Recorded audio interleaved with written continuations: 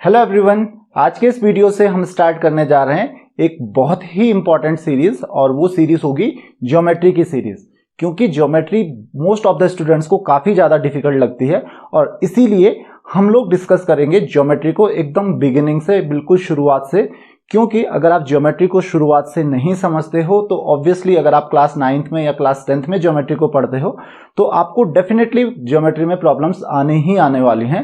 तो हम बिल्कुल एक एक टॉपिक हम ज्योमेट्री का पढ़ेंगे बिल्कुल बिगिनिंग से, और कोई भी टॉपिक हम जो डिस्कस करेंगे मैं आपको ये जरूर बता दूंगा कि वो टॉपिक आप बेसिकली कौन से क्लास में पढ़ते हो, ताकि आपको ये पता चल जाए कि आपके लिए कौन सा वीडियो इंपॉर्टेंट है। अगर आपकी प्रीवियस क्लासेस की ज्योमेट्री क्लियर है, अगर वो आपको ऑलरेडी आती है तो, और अगर नहीं आती है तो आप बिल्कुल बिगिनिंग से ये वीडियोस देख सकते हैं। तो चलिए हम स्टार्ट करते हैं ज्योमेट्री। तो यहाँ पे आज हम बात करेंगे about basic concepts of geometry. Geometry कहाँ से शुरुआत होती है ज्योमेट्री की? तो सबसे पहले ज्योमेट्री में जो टर्म हम लोग पढ़ते हैं दैट इज अ पॉइंट। तो ये आपको समझना जरूरी है कि पॉइंट क्या होता है। So point basically represents a location which has no area no volume. तो एक ऐसी लोकेशन, मतलब यहां पे ये जो पॉइंट है, ये आप देख रहे हो, ये जो लोकेशन है, ये लोकेशन हम किससे रिप्रेजेंट करते हैं? एक पॉइंट से रिप्रेजेंट करते हैं। और पॉइंट की खास बात क्या होती है कि ये किसी लोकेशन को तो रिप्रेजेंट कर सकता है लेकिन उसका कोई एरिया नहीं होता है। तो अगर यहां पे आप देखोगे जो मैं बनाता हूं इस पॉइंट को, तो ये बेसिकली इसका तो एरिया है, करेक्ट? कुछ ना कुछ एरिया तो होगा। अगर मैं ऐसे में करके एक पॉइंट बनाता हूं, इसका कुछ ना कुछ तो एरिया होगा।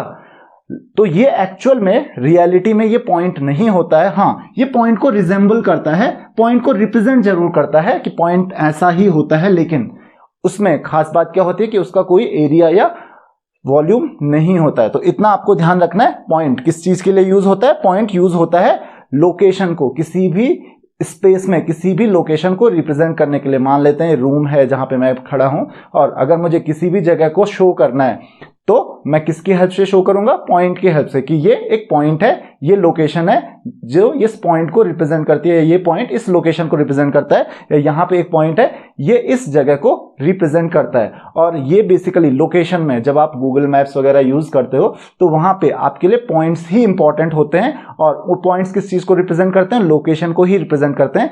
और क्योंकि पॉइंट का कोई एरिया नहीं होता तो कोई बहुत बड़े एरिया को रिप्रेजेंट नहीं करेंगे। तो आई होप कि आपको ये चीज समझ में आ गई होगी कि पॉइंट किस चीज को रिप्रेजेंट करता है? एक लोकेशन को रिप्रेजेंट करता है। और जो ये आप डॉट शो करते हो ना, डॉट बना देते हो, ये डॉट एक्चुअल में पॉइंट नहीं होता है, हम इसको पॉइंट मान लेते हैं क्योंकि हम ऐसी कोई चीज बना नहीं सकते जिसका कोई जो स्पेस ऑक्यूपाई ही ना करे, जो जगह को ऑक्यूपाई ही ना करे, जिसका कोई एरिया ही ना हो। क्योंकि अगर इसका एरिया ही नहीं होगा तो मुझे दिखाई ही नहीं देगा, और दिखाई नहीं देगा तो मैं कैसे बताऊंगा कि यहाँ पे एक पॉइंट है? तो इसीलिए मैं पॉइंट को जनरली डॉट से रिप्रेजेंट कर लेता हूं, लेकिन डॉट एक्चुअल में पॉइंट नहीं होता है। तो आई होप कि आपको ये चीज समझ में आ गई होगी। The second thing is line. तो लाइन क्या है? लाइन बेसिकली एक स्ट्रेट पाथ होता है जिसका न कोई इनिशियल पॉइंट होता है और न कोई एंड पॉइंट होता है। So what is line? Line is a straight path which has no beginning and no end. तो इस तरीके से एक स्ट्रेट पाथ होता है और इसका कोई बिगिनिंग या कोई एंड नहीं होता है। तो जब स्ट्रेट पाथ होता है और इसका कोई बिगिनिंग और एंड होता ही नहीं है तो मैं कैसे रिप्रेजेंट करूंगा? अगर मैं बोर्ड पे बनाऊंगा तो ये बोर्ड से आगे भी चली जाएगी और जाती रहेगी, इस तरफ भी आगे जाती रहेगी। तो हम कैसे रिप्रेजेंट करते हैं इसको?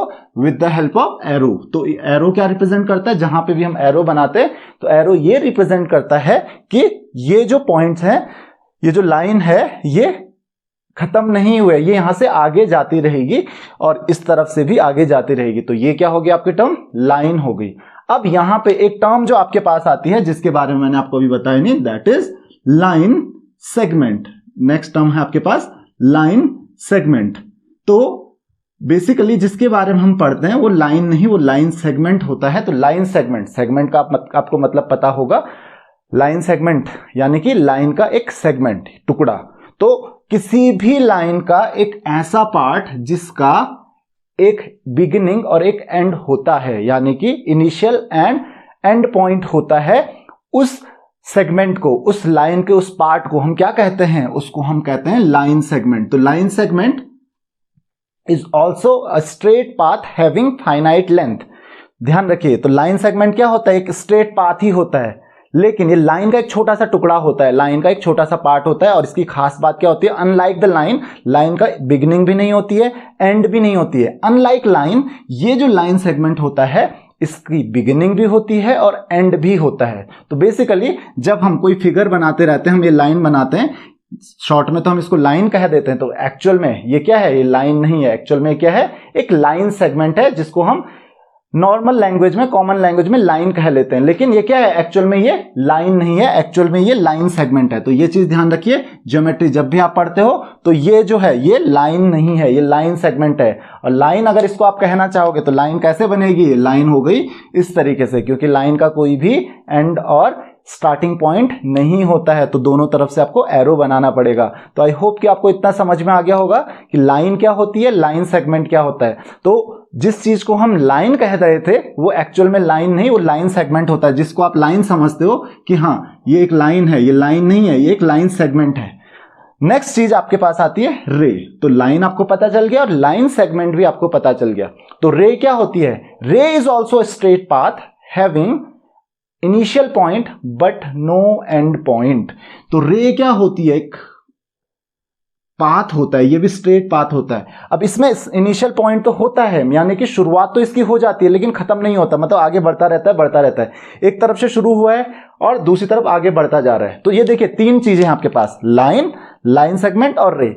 लाइन क्या होती है, उसकी ना शुरुआत होती है ना कोई एंड होता है, बस स्ट्रेट पाथ है, इधर को भी जाओगे तो खत्म नहीं होगा, उधर को भी जाओगे तो खत्म नहीं होगा। दूसरा क्या है, लाइन सेगमेंट, उसका इनिशियल पॉइंट भी होता है, एंड पॉइंट भी होती है, फाइनाइट डिस्टेंस होती है। चाहे कितनी भी लंबी लाइन हो उसका एक फाइनाइट लेंथ होती है, 1 metre, 2 metre, 1 centimetre, 2 centimetre, 100 centimetre, 100 kilometre, 1000 kilometre, चाहे कितनी भी लंबी लाइन हो उसका स्टार्टिंग भी है और एंड भी है। तो क्या है, लाइन सेगमेंट। और तीसरी चीज मैंने आपको बताई रे। रे की स्टार्टिंग तो हो जाती है लेकिन एंड नहीं होता है।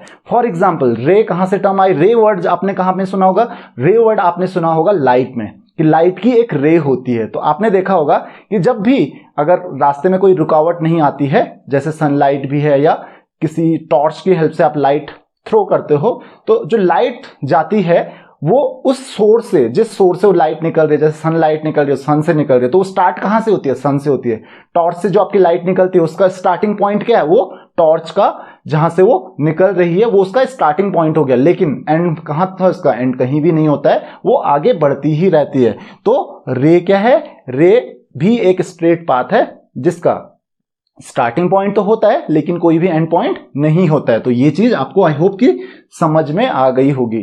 तो रे, लाइन और लाइन सेगमेंट में आपको डिफरेंस समझना है। और लास्ट टॉपिक जो भी है आज का, दैट इज एंगल। आज हम एंगल के बारे में भी समझते हैं और एंगल और लाइंस के बारे में डिटेल्स में हम नेक्स्ट वीडियो में डिस्कस करेंगे। आज जस्ट एंगल की डेफिनेशन समझ लेते हैं कि एंगल होता क्या है। तो basically angle is a figure formed by two rays which have common initial point। तो रेज, दो रेज होती हैं, मैंने क्या कहा, दो रेज जिनका कॉमन इनिशियल पॉइंट होता है, उनके मिलने से एक जो फिगर बनता है वो क्या है, एक एंगल होता है। तो ये एक पॉइंट है, कॉमन पॉइंट है, इनिशियल पॉइंट कॉमन है, यानी कि मान लेते हैं एक रे इधर को निकल गई, दूसरी रे इधर को निकल गई, करेक्ट। तो ये एक रे हो गई, ये एक रे हो गई। तो इनका जो इनिशियल पॉइंट होता है वो क्या होना चाहिए, सेम होना चाहिए। और सेम इनिशियल पॉइंट होने से, दो रेज के सेम इनिशियल पॉइंट होने से जो फिगर बनता है उसको हम क्या कहते हैं, एंगल कहते हैं। तो ये क्या है, एक एंगल है। तो आई होप कि आपको ये चीज समझ में आ गई होगी। अब एंगल क्या रिप्रेजेंट करता है, एंगल रिप्रेजेंट करता है, मतलब मेजरमेंट जब हम करते हैं एंगल की, तो एंगल क्या रिप्रेजेंट करता है, एंगल रिप्रेजेंट करता है द सेपरेशन ऑफ रेज। मतलब ये जो रेज जा रही हैं वो एक दूसरे से कितनी दूर जा रही हैं। ऑब्वियसली जितना दूर जाएंगी वो एक दूसरे से उतनी दूर जाती रहेंगी, जैसे जैसे आगे बढ़ती जाएंगी।